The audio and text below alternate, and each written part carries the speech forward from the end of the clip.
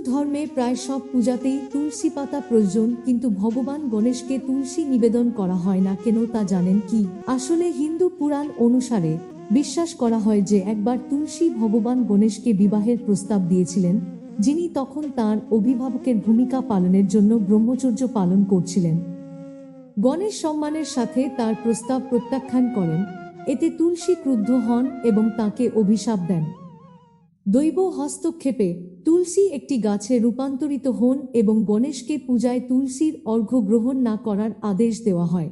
এই কারণে যদিও তুলসী পাতা বিশ্বব্যাপী সম্মানিত এবং হিন্দু আচার অনুষ্ঠানে ব্যাপকভাবে ব্যবহৃত হয়, তবু গণেশ পূজায় তা অর্পণ করা হয় না।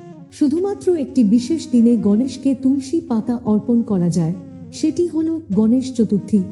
এদিন গণেশকে 21 প্রকারের পত্র দিয়ে পুজো করা হয়, যার মধ্যে তুলসী পাতা অন্তর্ভুক্ত থাকে। এছাড়া বছরের অন্য কোনো দিন গণেশ পুজোয় তুলসী ব্যবহার করা হয় না।